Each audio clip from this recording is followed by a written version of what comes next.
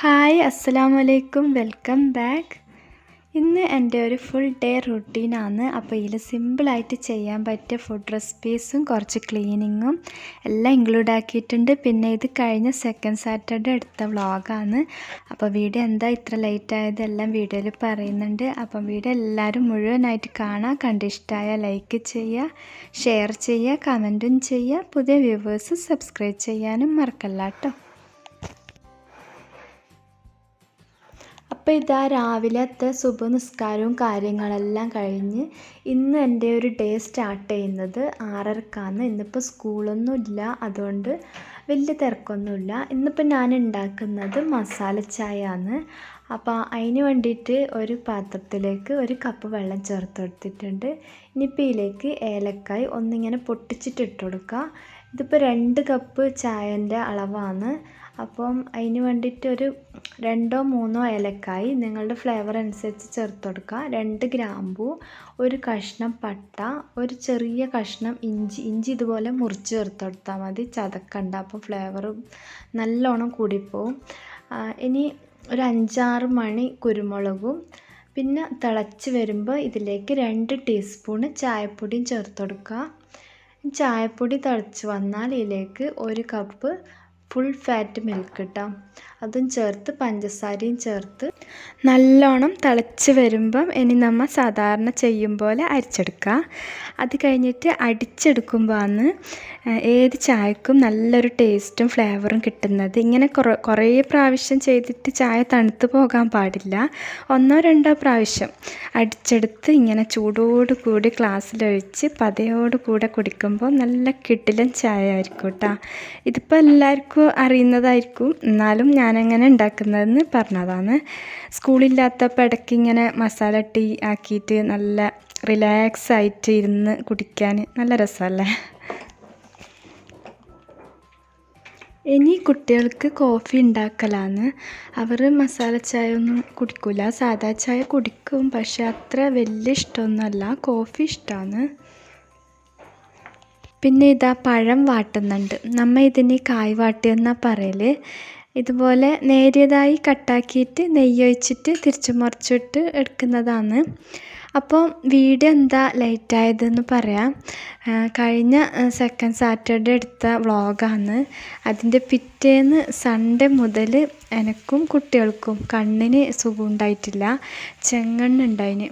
ഇവിടെ ഇപ്പം എല്ലായിടത്തും ഉണ്ട്.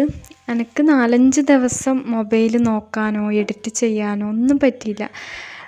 ഇപ്പം ക്ലിയറായിട്ട് വന്നിട്ടുണ്ട്. അപ്പോൾ ഇതാ ഇനി ബ്രേക്ക്ഫാസ്റ്റ് ഉണ്ടാക്കണം. ഇന്ന് ബ്രേക്ക്ഫാസ്റ്റായിട്ട് പുട്ടാണ് ഉണ്ടാക്കുന്നത്. ഇത് തവിടരീൻ്റെ പുട്ടുപൊടിയാണ്. ഇതെനിക്ക് ജീരകശാല റൈസ് വാങ്ങുമ്പം ഫ്രീ കിട്ടിയതാണ്. തവിടരീൻ്റെ പുട്ടുപൊടിയായിട്ട് ഇതുവരെ വാങ്ങിച്ചിട്ടില്ല, സാധാ പുട്ട് തന്നെ ആക്കൽ. ഇതിപ്പം നല്ല ടേസ്റ്റ് ഉണ്ട്. ഇനി ഇങ്ങനെ പൊടിപ്പിക്കാൻ നോക്കണം.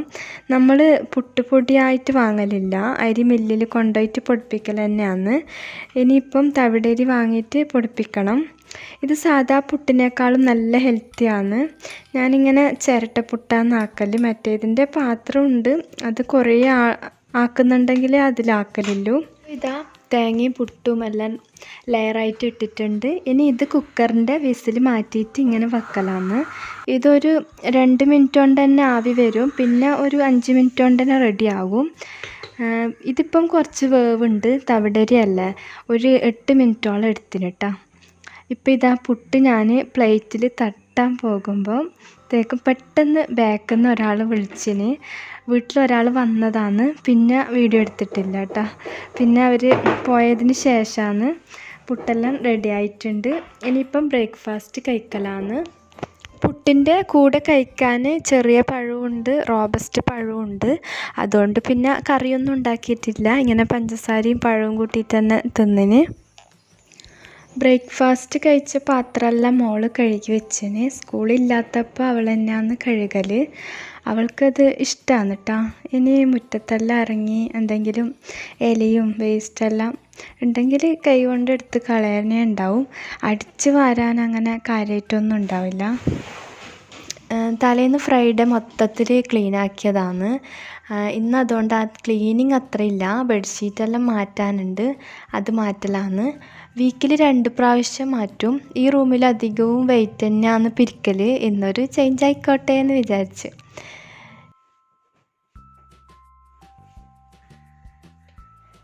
അപ്പോൾ ഇതാ ഈ ഫോട്ടോയിൽ കാണുന്നതാണ് കേട്ടോ ഞാനും എൻ്റെ 2 കുട്ടികൾ. നമ്മൾ 3 ആളാണ് കേട്ടോ ഇത്.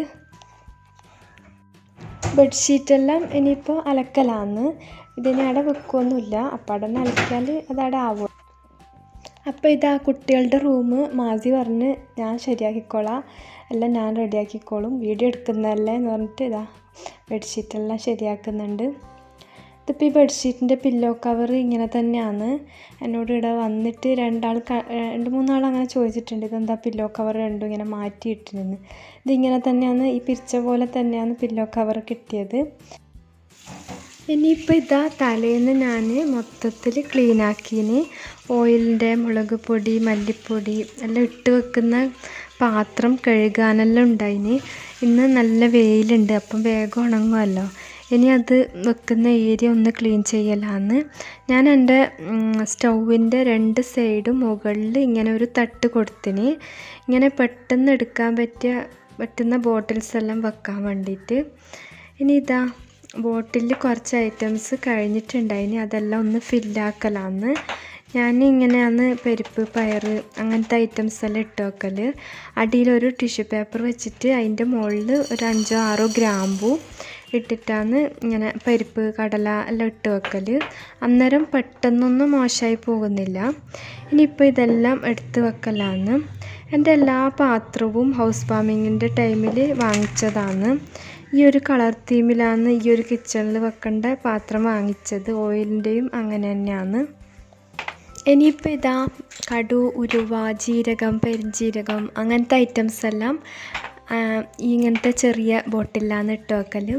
എല്ലാ ബോട്ടിൽസും ഇതുപോലത്തെ ഒരു കളർ തീമാണ് ഈ ഒരു കിച്ചണിൽ വെച്ചത് മാത്രം.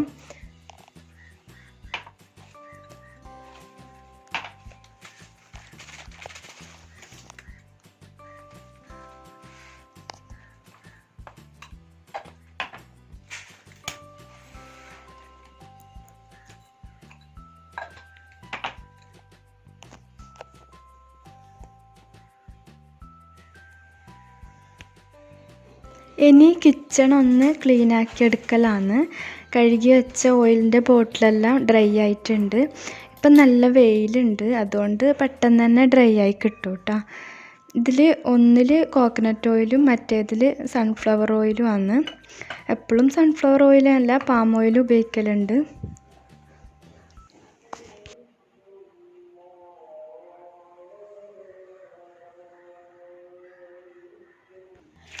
ഇനി ഉച്ചക്കത്തെ ഫുഡ് ഉണ്ടാക്കണത്ര. ഇന്ന് കുറച്ച് ലേറ്റായി. ഇനി സിമ്പിളായിട്ട് ഉണ്ടാക്കാൻ പറ്റിയ എന്തെങ്കിലും ഉണ്ടാക്കാമെന്ന് വെച്ച്. ഇന്നിപ്പം ഞാൻ ഉണ്ടാക്കുന്നത് ചിക്കൻ മക്രൂണിയാണ്. ഇത് സിമ്പിളാണ്, പെട്ടെന്ന് റെഡിയാക്കാനും പറ്റും. വെറും അരമണിക്കൂറിൻ്റെ ഉള്ളിൽ തന്നെ റെഡിയാകും കേട്ടോ. അതിന് വേണ്ടിയിട്ട് ചിക്കനെല്ലാം കഴുകി എടുത്തിട്ടുണ്ട്. ഞാനിപ്പം മക്രൂണിക്ക് വേണ്ടിയിട്ട് ബോൺലെസ് മാത്രമാണ് എടുത്തത്. ഇതിൽ വലിയ പീസെല്ലാം ഒന്ന് കട്ടാക്കി എടുക്കണം. ഇനി മക്രൂണിക്ക് വേണ്ടിയിട്ടുള്ള വെജീസെല്ലാം റെഡിയാക്കലാണ്. അതിന് വേണ്ടിയിട്ട് 3 ഉള്ളി, സവാള.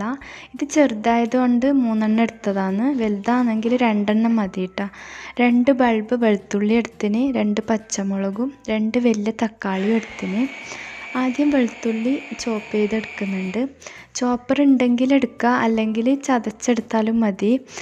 വെളുത്തുള്ളി ചോപ്പാക്കിയതിന് ശേഷം ഉള്ളി ഇങ്ങനെ പീസാക്കിയിട്ട് ഇട്ട് കൊടുക്കുക. ഇനി ഉള്ളിയും ചോപ്പ് ചെയ്തെടുക്കുക. തക്കാളിയും നല്ലോണം ചോപ്പ് ചെയ്തെടുക്കുക, അല്ലെങ്കിൽ മിക്സിയിലിട്ട് അരച്ചെടുത്താലും മതി. ഇതിങ്ങനെ ചോപ്പ് ചെയ്യുന്നത് പെട്ടെന്ന് തന്നെ റെഡിയാക്കാനാണ്, അല്ലെങ്കിൽ ചെറിയ പീസായിട്ട് കട്ടാക്കി എടുത്താലും മതി. ഉള്ളിയും വെളുത്തുള്ളിയെല്ലാം പച്ചമുളക് 2ആയിട്ട് കട്ടാക്കിയാൽ മതി, ചോപ്പ് ചെയ്യണ്ട. ഇനി മക്രൂണി ഉണ്ടാക്കാൻ വേണ്ടിയിട്ട് ഒരു പാന് വെക്കാം. ഞാനിപ്പം 1/2 കിലോ മക്രൂണിയും 1/2 കിലോ ചിക്കൻ്റെയും അളവിലാണ് റെഡിയാക്കുന്നത്. അതിലേക്ക് 3-4 ടേബിൾ സ്പൂൺ ഓയിൽ ഒഴിച്ച് ഓയിൽ ചൂടായിട്ട് വരുമ്പം ചോപ്പ് ചെയ്ത വെളുത്തുള്ളി ഇട്ട് കൊടുക്കാം. വെളുത്തുള്ളി നല്ലോണം മൂത്ത് നല്ലൊരു മണം വരും കേട്ടോ. അന്നേരം ചോപ്പ് ചെയ്ത ഉള്ളിയും പച്ചമുളകും ചേർത്ത് വഴറ്റാം. ചോപ്പ് ചെയ്തത് ആയതുകൊണ്ട് പെട്ടെന്ന് തന്നെ കളറെല്ലാം ചേഞ്ചായിട്ട് വരും. ഇനി ഇതിലേക്ക് 1/2 കിലോ ചിക്കൻ ചേർത്ത് കൊടുക്കാം. ചിക്കൻ ചേർത്തതിന് ശേഷം ആവശ്യത്തിന് ഉപ്പും 2 ടീസ്പൂൺ കുരുമുളകും ചേർത്ത് ഹൈ ഫ്ലെയിമിൽ 2 മിനിറ്റ് ഇളക്കി കൊടുക്കാം. ചിക്കൻ്റെ കളറെല്ലാം ചേഞ്ചായിട്ട് ഒരു വൈറ്റ് കളറ് ആകുന്നത് വരെ ഇളക്കി കൊടുക്കുക. ഇനിയിപ്പം ക്ലോസ് ആക്കിയിട്ട് ഒരു 5 മിനിറ്റ് ലോ ഫ്ലെയിമിൽ വെക്കാം.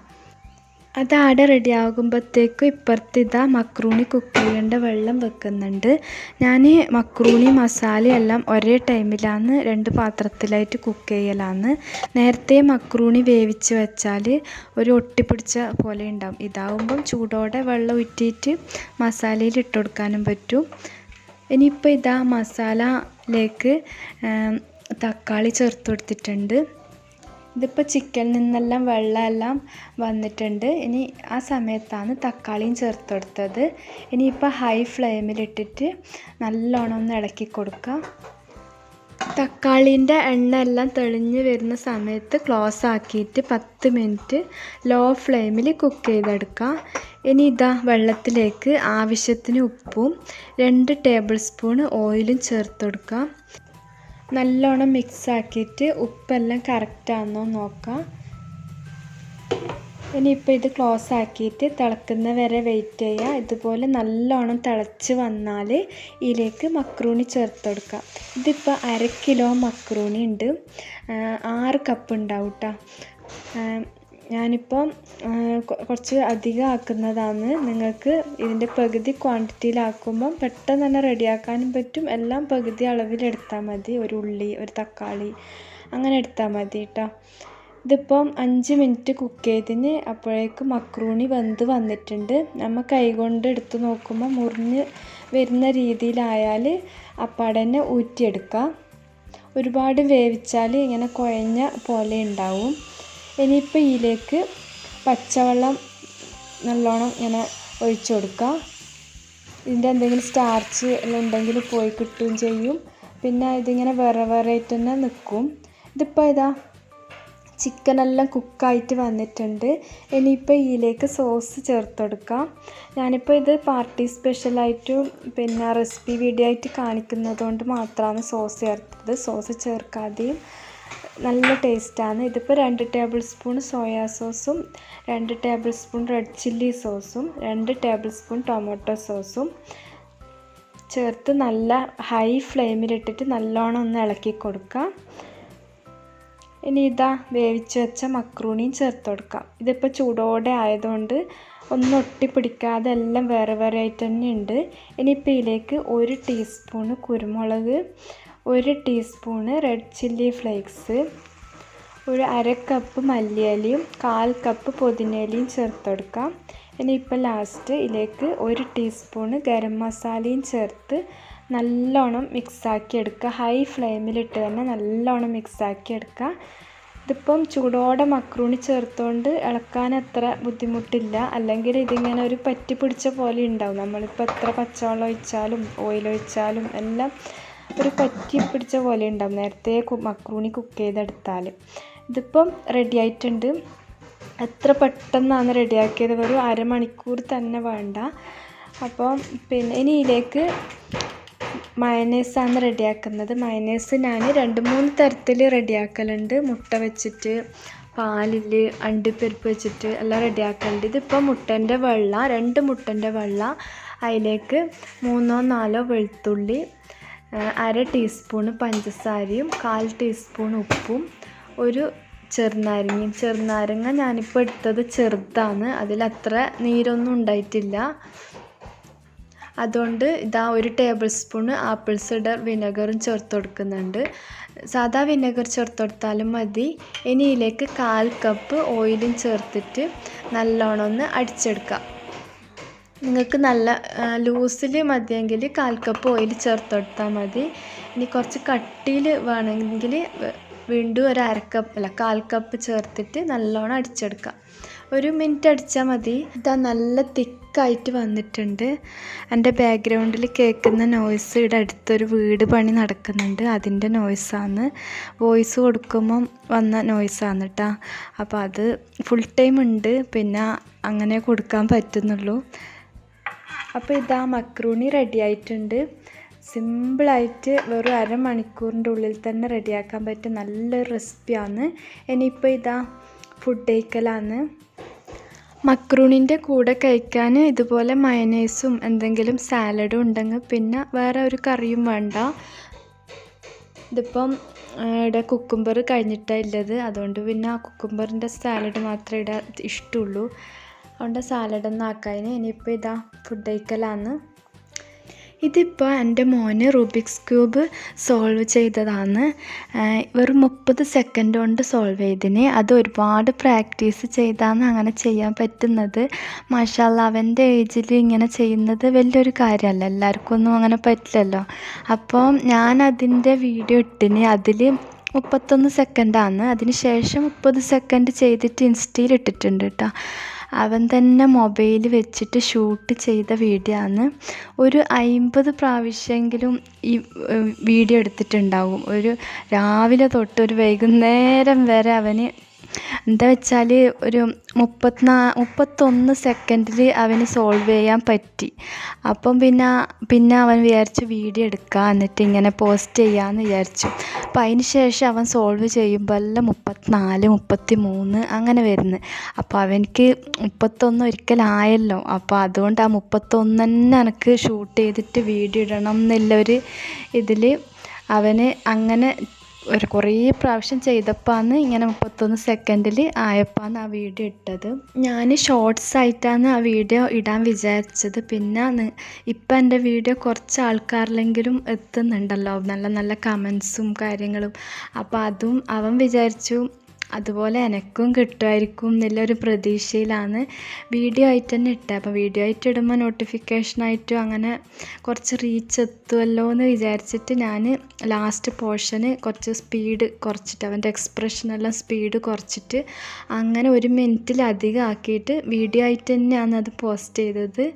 ഞാൻ നിങ്ങളിൽ നിന്ന് നല്ല ഒരു കമൻസും എല്ലാം, ഞാനല്ല എന്നെക്കാളും കൂടുതൽ അവനാണ് അത് പ്രതീക്ഷിച്ചിന്. പക്ഷേ അവന് ഭയങ്കര അൺഹാപ്പി ആയിരുന്നു. ആരും ആ വീഡിയോ കണ്ടില്ല. എൻ്റെ ഫ്രണ്ട്സ് റിലേറ്റീവ്സ് മാത്രമേ ആ വീഡിയോക്ക് റിപ്ലൈയും കമൻറ്റും എല്ലാം തന്നിട്ടുള്ളൂ. തന്നിന് ഒരു 3-4 പേര് തന്നിന് എനിക്കറിയാത്തവർ. അവരോട് എൻ്റെ ഹൃദയത്തിൻ്റെ ഭാഷയിൽ ഒരുപാട് താങ്ക്സ് ഉണ്ട് കേട്ടോ. അത്രയും എഫേർട്ട് എടുത്തിട്ട് അവൻ ചെയ്ത വീഡിയോ ആണ്. അപ്പോൾ നിങ്ങളെങ്കിലും അതിന് കമൻ്റ് ഇട്ടല്ല, അത് മതി. പിന്നെ അവൻ അന്നേരം നോക്കുവാനും ആരെങ്കിലും അറിയാത്തവർ ആരെങ്കിലും കമൻ്റ് ഇട്ടിനോ ഇല്ലയോ എന്ന്. അവനതൊരു വലിയൊരു സന്തോഷം ആവട്ടായിരുന്നു. എന്താ വെച്ചാൽ ഇപ്പോൾ എൻ്റെ വീഡിയോ കുറച്ച് പേരിലെങ്കിലും എത്തുന്നുണ്ടല്ലോ. അപ്പോൾ ആരെങ്കിലും അത് കാണുമ്പോൾ ഒരു ചെറിയ കുട്ടി ഇങ്ങനെ ചെയ്യുമ്പോൾ ഒരു നല്ല കമൻ്റ് ഇടുമെന്ന് പ്രതീക്ഷിച്ചു. അപ്പോൾ അതിൻ്റെ താഴെയും കൂടെ ഹോം ടൂർ ചെയ്യാത്തത്, കിച്ചൺ ടൂർ ചെയ്യാത്തത് എന്നെല്ലാം ചോദിച്ചിട്ടാണ്. സത്യമായിട്ടും എല്ലാം ചെയ്യണമെന്നുണ്ട്, ചെയ്യും ഇൻഷാ അല്ലാഹ്. പക്ഷെ അതിനുള്ള സിറ്റുവേഷൻസ് ആവാത്തതുകൊണ്ടാണ്, അതിൻ്റെ ഇടയ്ക്ക് അസുഖവും കാര്യങ്ങളും എല്ലാം വന്നുകൊണ്ടാണ്. ഇൻഷാ അല്ലാഹ് അത് ചെയ്യുന്നതാണ്. ഇനിയിപ്പോൾ ഇതാ നമുക്ക് വൈകുന്നേരം പുറത്ത് പോകാനുണ്ട്.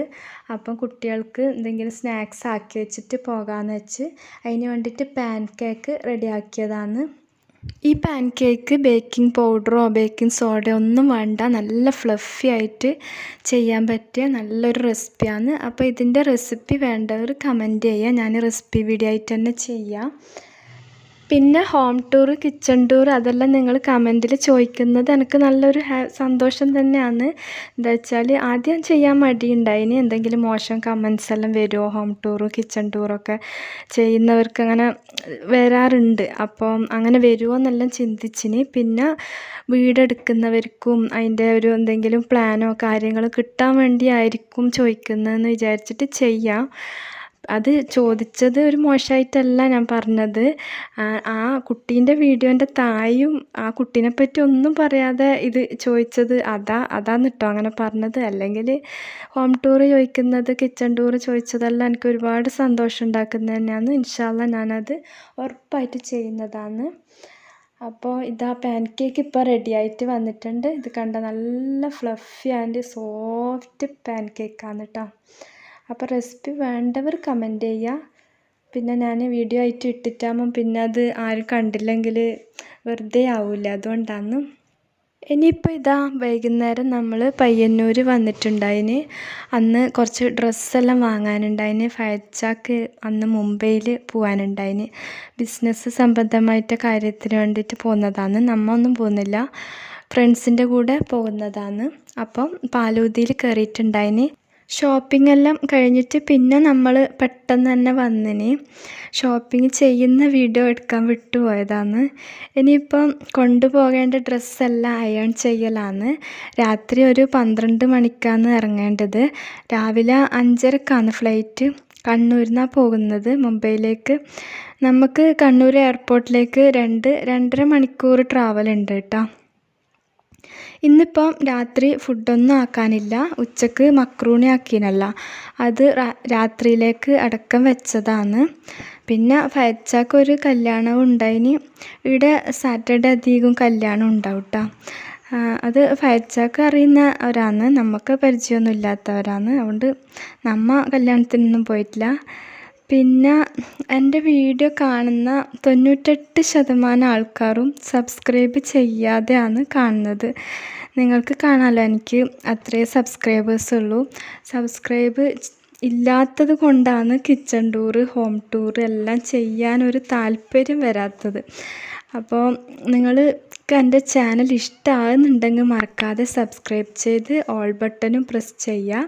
എന്നാൽ വീഡിയോസ് ഇടുമ്പോൾ പെട്ടെന്ന് തന്നെ നോട്ടിഫിക്കേഷൻ കിട്ടുകയും ചെയ്യും, നിങ്ങൾക്ക് കാണാനും പറ്റും. പിന്നെ എനിക്ക് വീഡിയോക്ക് ഒരു റീച്ചും ഉണ്ടാവുള്ളൂ. ഒരു യൂട്യൂബർ അത്രയും എഫേർട്ട് എടുത്തിട്ടാണ് വീഡിയോ എടുക്കുന്നത്. അപ്പോൾ നിങ്ങൾ തരുന്ന നല്ല നല്ല കമൻസാണ് നമ്മളെ ഹാപ്പി ആക്കുന്നത്.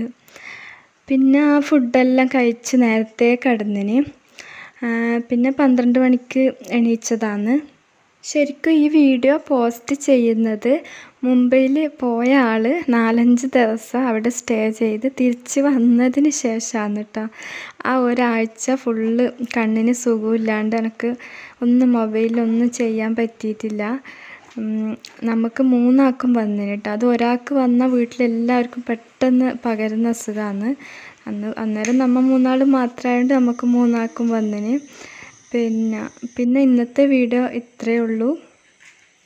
അപ്പോൾ എൻ്റെ വീഡിയോ എല്ലാവർക്കും ഇഷ്ടമായി എന്ന് വിചാരിക്കുന്നു. നിങ്ങൾക്ക് ഇഷ്ടമായാൽ ഫീഡ്ബാക്ക് പറയാം. പുതിയ വ്യൂവേഴ്സ് സബ്സ്ക്രൈബും ചെയ്യാം. അപ്പോൾ ഇൻഷാ അല്ലാഹ് മറ്റൊരു നല്ലൊരു വ്ളോഗ്സോ റെസിപ്പീസോ ആയിട്ട് വീണ്ടും കാണുന്നത് വരെ താങ്ക് യു. Bye bye. അസ്സലാമു അലൈക്കും.